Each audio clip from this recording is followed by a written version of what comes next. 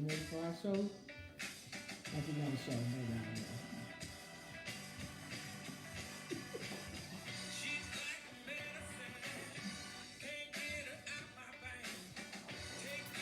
You have medicine too, baby. So I'm not getting medicine. I take any medicine as long as you come with it. Hey, love the t-shirts you do. Godfidence. Hey. This thing right here. It's all right. This thing right here. Y'all we ain't drunk. This thing right here.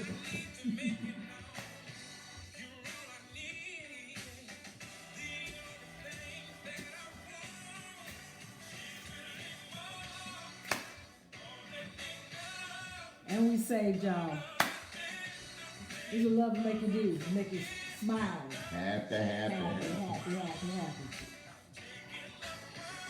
My Hey! favorite man. You know, Yvonne Holmes is actually the first person always on. My homie. Tuning in to Godfidence. My homie, her and ours. Yeah. Yes. Yeah. I'm gonna come back in. God bless y'all. God bless you. Yeah, Yvonne is always the first one on. But look, I want to give a shout out to some of my homies. My cousin Niecy, Griffin, Georgia. Friend, a childhood friend, Peaches from Griffin. My cousin Ivy Renee, Jean called her Rune. Sandra Jackson from Augusta, always tuning in. Sister Jennifer from the church, always dressed up. I've been watching your post, Sister Jennifer. Looks good. Minister Jennifer, shall I say. And Darlene, your buddy, Pat Kearney's always on. Yeah. She's always on. Glenda. Glenda, Deborah Meadows, who used to be my church administrator, she be on, and they've written a book. I think the name of the book is The Many Faces of Love. Oh. And so go on the website and look for that. Deborah Meadows, I forgot who the co-author name is, but Deborah Meadows, Taylor Meadows from Thomaston, Georgia, then live in Griffin. Teresa Lindsay. Oh, what some kind compliments you had last week, Teresa. We appreciate that. Mary Banks. And I cannot leave out Pastor Mac Elroy from Mississippi, nor Pastor Columbus O'Bannon from Mississippi, Clem and Jackie Ector, Pastor Hattie James from Alabama, my classmate Shirley Gardner, and Diane Harvard from Griffin always watching. And look here, we got somebody that I hadn't seen, Chris Page from Kentucky. Kentucky, you know Chris. Chris is a light-skinned brother. Light skin. Real light-skinned. Yeah, that's my homie. You know, mama's brother. CB, yeah. Her mama look the same color you, Chris. Bush, what's up? Fall Bush, man, what you doing on that? Yeah, he had a health challenge this over the weekend, and he done tuned in. Oh man, you touched my heart. Oh, awesome! I'm looking this way, Bush and Wanda over there, so I can see. So we can see. Okay, there we go. I'm gonna turn this music down. Gary Atkins from Griffin, GA. What's up, Pastor? Glad to see you on tonight. Yes. Praise God. Well, babe, we're gonna have Elise Jackson. Oh man, there's a lot of folks on. We're gonna have to get started God. though, because Praise today God. I got an orchestra practice. Okay. So I got 30 minutes, and then I gotta hit to Douglasville. But you know, you guys, we love you. And look, guess what today was? Look, Ryan Christopher Green. Hey, Ryan Christopher Green. Ryan What's Green. up, Ryan? Good to see you at the men's conference, Ryan. Jada, God what's bless you. up? Yes, you guys, we love you. So, guess what happened today? What happened today? I don't know. Where's it at? You guys, look. I don't know if we need to really have a wedding on November the 6th. Cause look, we got. You got it backwards. I know I got it backwards. I don't want anybody to see the personal information. Oh, ain't no address on there. Okay. This is marriage license, you guys. Go figure. I was like, oh my gosh, Paula, we's married. Vera, you see you got a sister-in-law right there. You and Fat, y'all. See y'all got a sister-in-law coming. Yes, very soon. She's so happy she don't know what to do with herself. Who, me? Yeah, no, you. Me? No, you. Oh gosh. I'm all right. I'm gonna be all right. But look, you guys check out our shirts. You love our shirts? I love. Okay, Jesus. Mine says Godfidence with a G as in Georgia Bulldogs. G. Who gave us these shirts? Well, look, this weekend I had an opportunity to minister for Pastor Stephen Huntley and my daughter Yolanda, which is, I call it Yo, Pastor Yo. My girl, we had an opportunity to minister at True Divine Baptist Church in Montgomery, Alabama. And the girl right here rocked the house with some old school worship. I mean, set it on fire. He always set me up, you guys. I mean, you can't go nowhere with a pastor that's traveling and not feel like you're gonna have to sing. So I mean, I don't even have no tracks or anything. I just go with the flow. You didn't go with the flow all that good. I go with the flow. No, because you stopped too soon. I stopped. And then what happened? He made me come and sing some more, you guys. Vera was there. Vera and Boo was there. So they make you sing again, and so you always got to have extra songs in your back pocket. Yeah. And so, so this weekend was really good. Had a great time.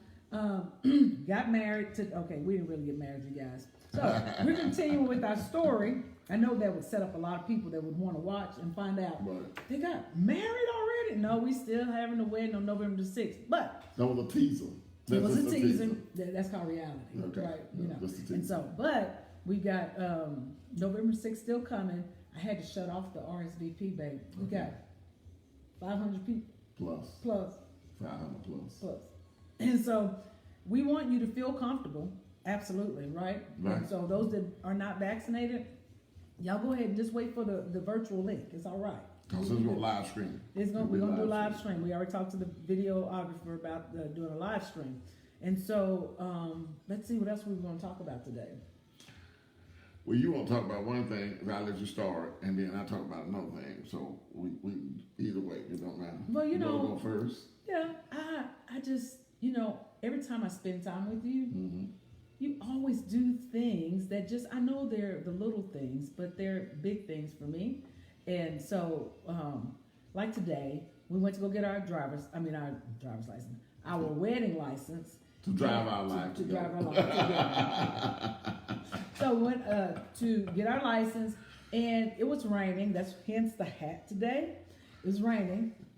And so Fuller, of course, he pulls up to the courthouse, and he says, I'm going to drop you off at the front. And tell him what you always say, you said about Gene. When Pastor used to try to... A lot of time, Gene and I, we used to travel a lot, and the pastor would go, and they said, oh, that's a good parking spot right there. I'm going to get it. I said, no. My wife gets out at the front door. No. There's a parking spot over there. No. My wife. See, I don't. They treat their wife the way they want to, but my wife gets out at the front door. Man, and so today. And you guys. Finish that first. No, go ahead. You guys, let me tell you something. If you want to touch a woman's heart, it ain't the big things you do. It's the small things where you have consideration. Right. You do. The thing with her is I always have to get them at the front door. I always put my wife, and this happened to be my lady, so I put her at the front door. Not only it was raining, I got out and still opened the door for her in the rain opened up the umbrella for her. That's something I did. I did it for Jean, who was my wife, that's in heaven now, and I'm doing it for her. Now, the thing that I have with her is, and I know this cost her independence and having to do it herself all along, I have to tell her, don't open the door. We get to the court, I open the door for her, get to the courthouse, I'm standing, she reached for the door, and I hit her hand. I said, stop. Let me do what I do. This is what I do. It's those little things like that, those considerate things. I know I didn't have to get out in the rain. I could have just reached over there and pushed the door open, but then that was not who I am. I'm a gentleman, and I practice being a gentleman. I always want to be one, and that's what women, I believe, that are looking for. So guys, if you want to win a lady over, open the door for her. Those little things like that, it matters, it counts. And if you think she won't need or want something small, whether it's a glass of water or whatever, just do that. It's easy. Because you could have done this he could have stayed in the car and then did this, reached over and opened up the door for me. Yeah. But nope, he got out the car. And then guess what else he did? When I went inside and came back outside, he got out the car again, opened up the door. I know that sounds trivial or whatever. So he opens up the door again. And then I'm holding the umbrella up. And instead of me trying to reach out and close the umbrella, he takes the umbrella for me and closes it and puts it in the car. I'm like, it warms my heart. And then today, you guys, so my part is talking about the little things that, and it's really big things that we have that sometimes our spouses do, sometimes they don't do consistently, but this man right here is consistent. So today, my girlfriend, I'm gonna do a shout out to Montrese Wingo and Heather and Twanza. We all went out to lunch for Montrese today. It's her birthday. Shout out to Montrese. Happy birthday, Montrese. And so Fuller knew we were in Fayetteville because we were already in Fayetteville because we have got our license. And then so Fuller decided, 12 o'clock, we were having lunch. He just shows up just to say hi, Montrese, happy birthday, Montrese. Because he knows those are my friends. We don't have the same friend group. We know some of the same people, a lot of the same people. But that's my sort of inner court, friendship. And so they were like, he was like, he just showed up. And I was just so grateful for that. I do have a question because I know you want to get to some things you want to ask to me. But I had a question. Go ahead. Can you tell me the rest about you calling me at the last minute, not knowing how my house looked or anything? Oh, yeah. And then I called him at the last minute and said, Fuller, is it okay if my girlfriend stop by and see where you live? Because you actually have a really cute place. You guys, this cute place is so adorable. And so he doesn't ever have to clean up because it's always spick and span. It's never dirty. And so, but it's just a quaint house. And then when you come inside, you always get candles and music is always playing. It's a very pleasant and warm atmosphere. It's raining outside today, but it's so beautiful and the grass is green and the lawn is always, he's persnickety. You guys know that term? He's persnickety. I got my Christmas tree lit up. Christmas, all of them. Yeah, the Christmas trees are lit up. So the house is lit. Got the landing all laid. The house is always clean and just it's tidy. And so, but I did want to ask the audience today. Look, the audience, you guys. I wanted to ask them, and this is kind of changing subjects, but I thought about it when I was driving over here. You are 20 years older than I am. We Fuller gave his testimony yesterday on the pulpit about us. And so he announced that, we were seeing each other. He told the story about Gene, told the story about, Doc Layden, who had given him this, he told him the whole story about everything that kind of happened, just kind of summarized it. And so I was thinking today, he mentioned that, not many people would get someone 20 years younger than them. And so as I was driving, I was thinking, I wonder how many people that watch us do this, how many ladies or men would date somebody 20 years younger or 20 years older than them? Good question. So can you guys put in the chat if you would, it doesn't matter if you're married or not, would you date somebody 20 years older or younger than you? I just think that that's very interesting to because I had people that would say, darling, I never saw you and Bishop Fuller together. Well, shoot, I didn't either. Well, I didn't either. And I wasn't looking for no young lady. I wasn't looking for somebody younger than me, 5 years. I was just looking for somebody that I believe that God put in my life for me to be with. Yeah. So I wasn't looking or hounding. It just happened. God favored me and he sent you. Yeah, but I tell you what, you'd have been swooped on up. Some people had their eyes full of town. I don't think so. Look, younger. Let's see what Joyce is saying. Joyce Banner said younger. Would you date somebody 20 years younger? 20, include, I guess you, as a woman, you could date somebody 10 years. My girlfriend, she dated somebody 15 years. She was married to somebody 15 years younger than her. But I think age is not the factor. Should be the governing factor. Mm-hmm. Do this person excites you? Wow. Do this person satisfy your needs? Do this person, are y'all compatible? Do you feel like you can love this person the rest of your life and commit yourself to them, and be happy about doing it. Instead of just going through the motion, getting married somebody just to get married. That's not my game. That's not my end game. My end game is to find somebody I can be madly in love with and think about them and put them first in everything I do. Yeah. I want that person to be the first voice I hear in the morning and the last voice I hear at night. That's the kind of person I'm looking for. I want to have that person that whether they are older than me or younger than me. I want to, during the course of the day, I just want to call them and say, I just called to say I love you. That's what I want. I want to. And it's like I told you when I found out about the podcast I'm doing, Dr. Dollar. I want to be able to have that person, and I call them on the phone and say, guess what, Dr. Dollar had one of told me when we do this podcast it's called Life, and and I want the person that on the other side to love me and be excited for me as well as I would be excited for them. Yeah. That's the kind of person I want. I saw some people that commented and said that their spouse, let me reach over you real quick and go back down, because Cynthia Harris said 20 years younger. Oh my gosh. And then Deborah Bilal says, my mother's husband was 20 years younger than her, and they stayed married for 37 years until he passed. My mom's husband was I guess 20 years younger, older than she was. I'm gonna about he's the best dad you ever had. Best dad. I mean, I called him dad, and and I know what happens. People are thinking this. I'm addressing because we've already addressed it before. And it happened with my mom, but it doesn't have to happen with me. So my mom was married. He was 20 years younger than her, and so I didn't realize until not too long ago she was probably around the same age as I am when she got married to my dad, my stepdad, but I call him dad.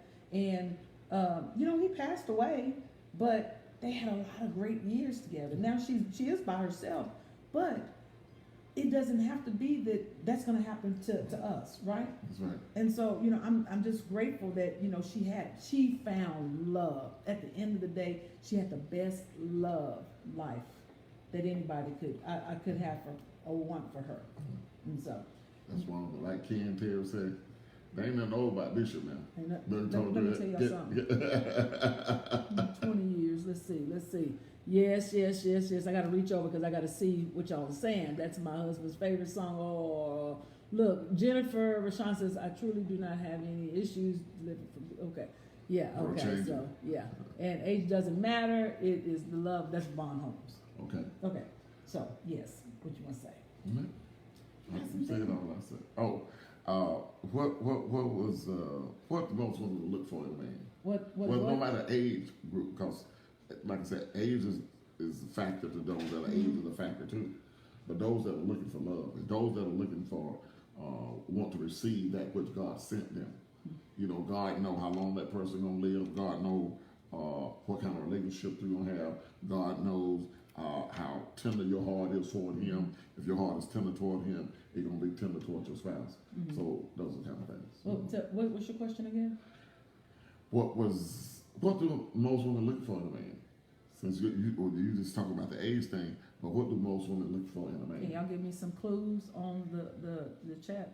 So what, Darlene? Okay. I don't know if I was. Yeah, I'd look. And we kind of dumbed down what we look for, but I was looking for this. Yeah, I was looking for kindness, someone that was caring.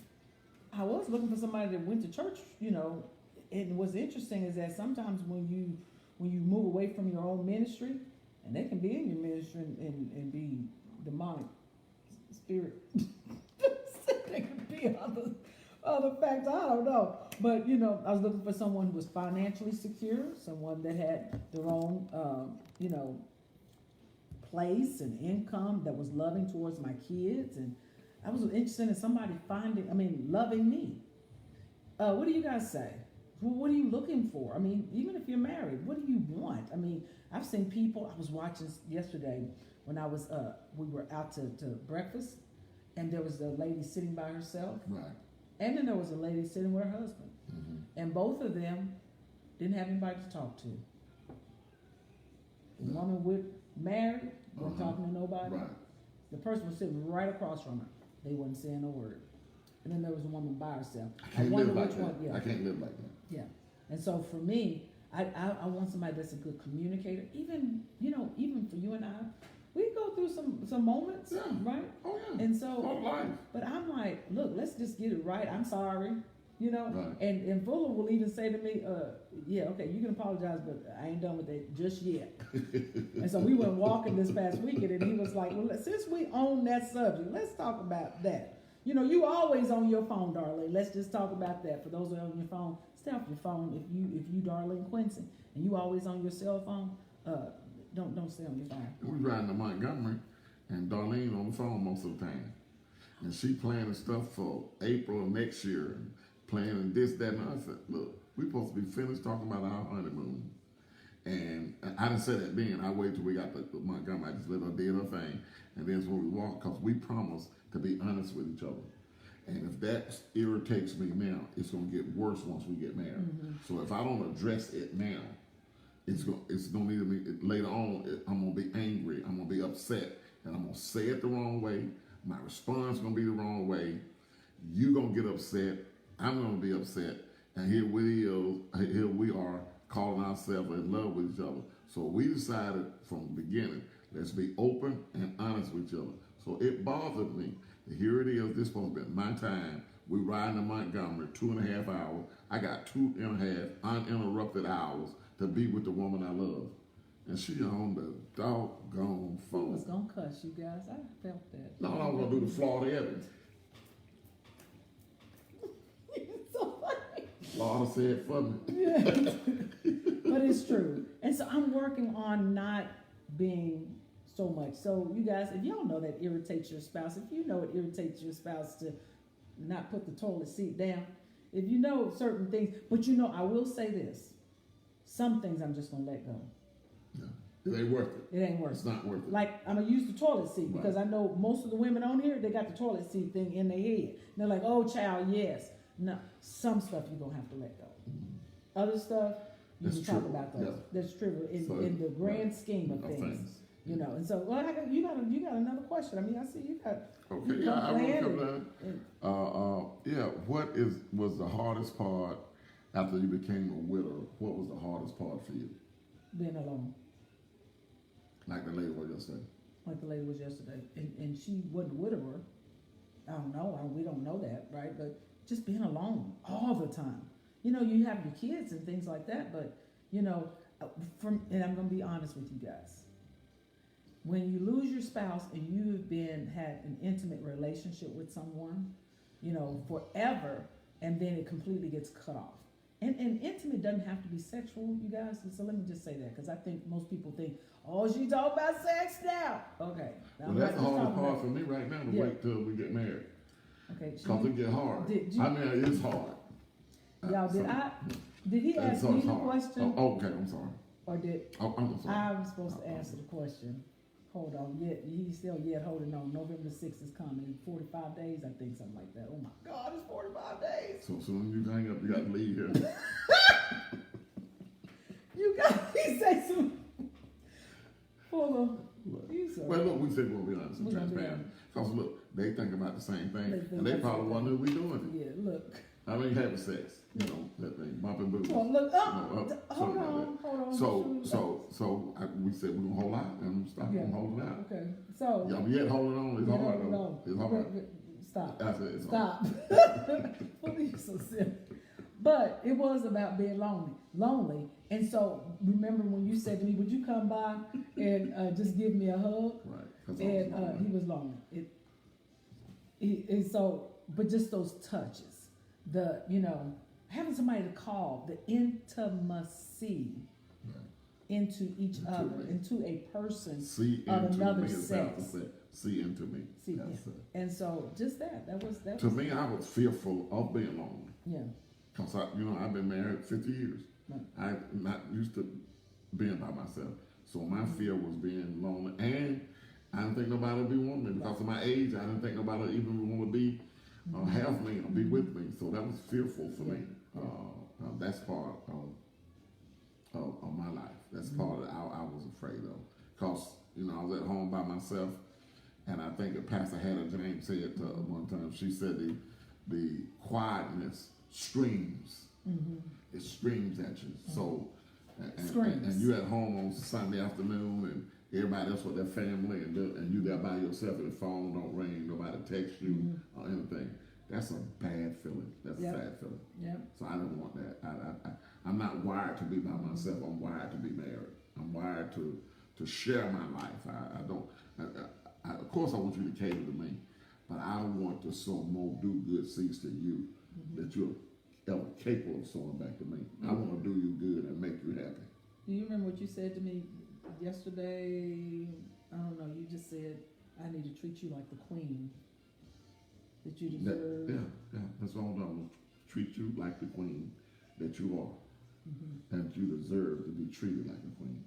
And that's my assignment, to do you good and make you happy. That's my assignment, to make sure that you don't need or miss anything. That's what I'm trying to be. I'm not trying to be God, but my part as your mate. My part as your mate. I want to be the servant instead of being served. I want to serve you. Jesus said, I came to serve. I want to serve you. I want to wash your feet. That's what I want to do. That's why. I decide. I learned some things, mistakes I made. And sometimes it wasn't mistakes. Sometimes it was a lack of knowledge. Sometimes I just didn't know. And so the things that I didn't do in my first marriage, I want to do. I learned some things. I learned good, bad, and ugly. I learned. So I want to take the good things that I learned and enhance on them. And the things I did wrong, I want to correct that. Yeah. And I got an opportunity to do that. Yeah. And most people maybe don't know. You were married for 50 years. Yeah. So I think we need to listen. To the same person. To the same person. Yeah, to the same person. Not 25 and 25, but right. The same person. Same person. So I mean, we talking about the good, the bad, the extra relationship, the drugs, the not being saved, the whole shebang. So it's hard to talk about a testimony when you didn't been through a test. Right. That's right. Because you've been through some tests. I don't want no lab work testimony. Still in the lab and right. they're pouring the truth. Right, I want somebody that got some battle scars. Right. I want somebody to show me your battle scars from life and marriage and things or what had happened to you. And how did you, I don't want to know how this person walked out or that person walked out. I want to know what you came through, what you walked out of, what God delivered you from, what God healed you from. That's what I want to know. And y'all, I done heard some stories because who you see now is a saved man of God, and I'm so thankful for the setup, for the wounds that I can't see, but I know that who you are is. I'm excited to have the moment. Sometimes Fuller, I feel like when we're doing these Facebook Live, it's just you and I here, and I forget we are live because sometimes we just sitting around talking like this. And y'all look, this weekend we were sitting in the hotel in we had a suite area in Fuller's room, and in my room I had to say, the pastor just blessed us, didn't they? They gave us had these 2 rooms and had a suite. So I'm sitting in Fuller's room, and I'm sitting on the couch, and he said, "Let me rub your feet." I was like, "Let you rub my feet?" And so he just said, "Yeah, I want to serve you." And I said, "Why do you want to?" We always got to ask questions. Ladies, we got to stop asking so many doggone questions. So I got to ask a question. Where are my feet? And he's like, because I want to serve you. What did you say something? And you making me think, but just receive the gift. Sometimes just practice the vocabulary of silence and receive what God have for you. Practice the vocabulary. And that's why a lot of men don't want to do things, because a lot of times you guys, y'all question every move they make and every intention they have. So after a while, you spoil the surprise, you spoil the spontaneity of the moment until you just throw a bucket of water on it. And then the guy said, and that happens so many times. So then he stop. And then you complain because he don't show you enough Yeah, attention. yeah. So, you know. But I mean, it was so beautiful because we were just sitting there. We were watching Georgia Bulldogs play. Right. That's why the shirt, Godfidence, has got the Georgia symbol. Thank you, Yvonne Huntley, for our shirts. Yolanda. Did I say Yvonne? Uh-huh. Yolanda. Don't watch this. Yolanda Huntley gave us this shirt. It's so just beautiful. But I love the fact that, you know, we can sit and talk about things like that. Okay, what's our next thing? Next thing is you got to go in a few minutes. Oh, 6:30. 6:30. How did you know when, or how long did you wait to start moving forward from being heartbroken, lonely, disappointed? When did you start moving on? When Start did you dating again? Yeah. After David passed away? Mm-hmm. Well, the first thing that happened for me, and I don't know if there are other widows watching, I'm sure there are, but the one thing that I couldn't breathe. I couldn't breathe at the fact of, in my mind, all the stuff that had happened with David. Believe or breathe? Breathe. Okay. I couldn't believe and I couldn't breathe. I was having these it wasn't anxiety attacks, but I just felt, I don't know what it was. So I remember going to counseling with Monica. What's Monica's last name? She's in Fayetteville, and she has a family therapy program. And so I had my wedding ring on, and I asked her when was the right time for me to remove my wedding ring.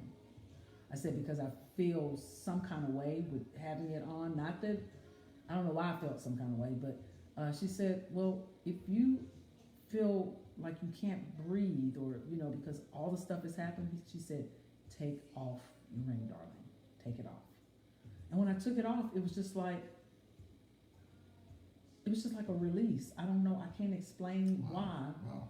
It wasn't that David had done, you know, anything particular, but it was just a moment where I couldn't breathe, because I knew that I had been married and now it was taken from me, but I couldn't breathe with it. And so to move forward, it took me some time. Okay, I shouldn't say that. Let me correct that. Just like you, I didn't even think about it. I had a friend of mine, and last name is Breedlove. I always call him Breedlove. And I remember after David passed away, this is good because this is very similar to our situation. So people don't understand, and you will never understand it unless you've been through this. But I remember Breedlove would come around, and that was me and David's friend. Mm-hmm. And Breedlove was also, I think he was married, or no, he was in a relationship. And but he would come and check on me. Mm-hmm. And David trusted Breedlove, and I trusted him. Okay. And he would come over, and he was hanging out with me and Mary and Angela Dollar, all of us. Mm-hmm. We had like this little circle group of people that were really loving on me during that time. Mm-hmm. And so we would go out, he would take me to the movies or take me out to dinner. And, I had to check myself and say, am I moving too fast, too mm-hmm. quickly? But I needed that to heal. I needed that touch. Right. I needed somebody to say it's okay and touch me. He never kissed me. He never put his hands on me. He never anything. And I know my friends were like, just having that companionship. Yes. Just had, like I said that day, I called and you said you heard something in my voice. Mm-hmm. And I said, I'm okay. You said, no, what's going on? You were leaving your mother's out of Peachtree City, mm-hmm. heading back to South Fulton. Yeah. And then I said, I just need a hug. Yeah. You said, I'll turn around, I'll come back. Do you realize? Turn around. And that was, it was therapeutic, man. Right. You gave me the church lady hug, man. Right, yeah. It was all back and moving back there. But just the touch of another woman, stuff like that. Because see, a lot of times people don't realize Jean was gone 16 months before she left. And so I've not had anybody to hold me or touch me or anything like that. And I just want to be touched, like you said. I wasn't looking for you to hug me, nothing sexually or anything like this. It had nothing to do with sex. It had only to do with, I just need, my sister Vera or Fad or Linda or Jennifer. I mean, they could have hugged, but that's the kind of hug I want. That's not the kind of hug I need. I need just from another woman. Just to have that. I don't know. I can't explain it. I can't explain it. We hadn't really been talking or anything. But when you ask me that, I almost feel I got these I had one thing I got to talk about. What? I remember, I think the first time I thought it was a date, she embarrassed me in front of the waiter and said, "Oh, this ain't no date." No, So another time we went out, and this was a date. So you got to be like, Darlene never touched me. I'm not touched her, and that kind of way. So I was driving. I had my Q7. I'm driving, and I had my hand on the gift shift, and she reached over there and put her hand on top of mine. And we ride. So I'm smiling, I'm grinning, I'm so happy. I'm just smiling up something like that. I'm like, oh yeah.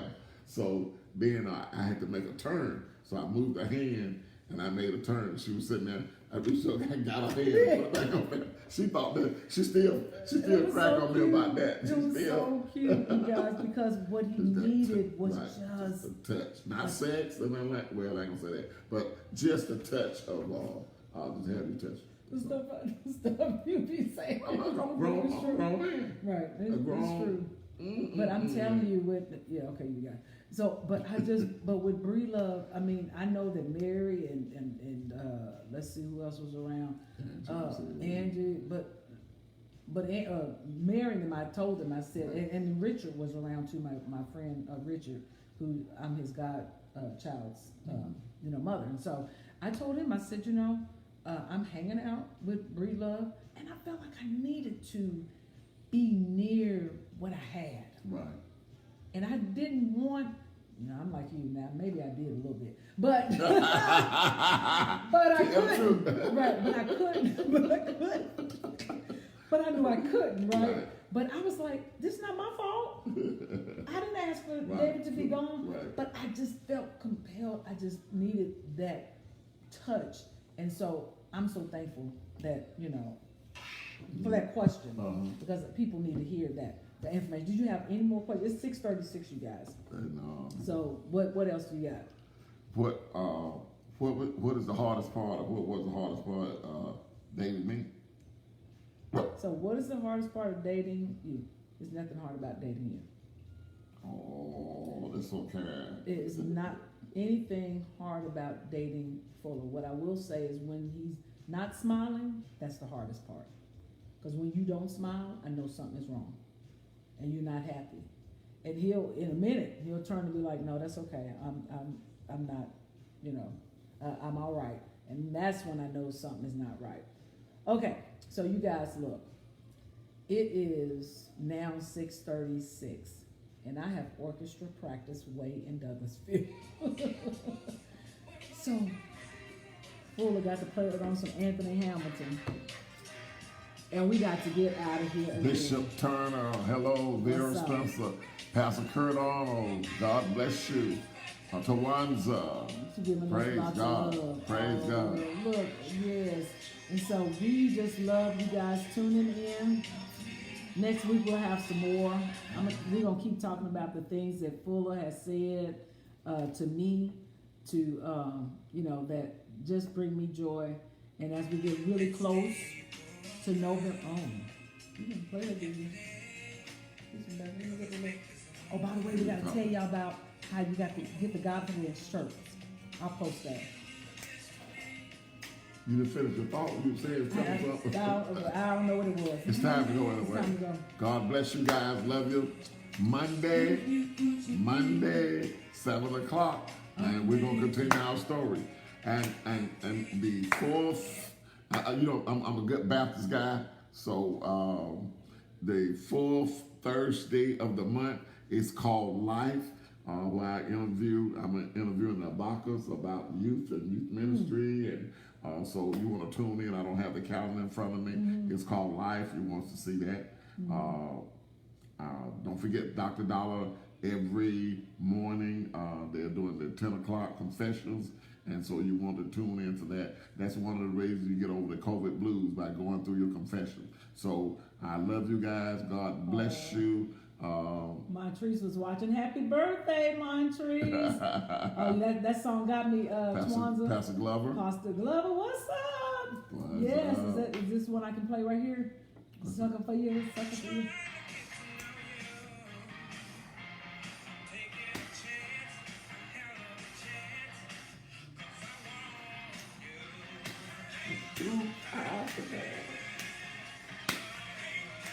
Get dirt.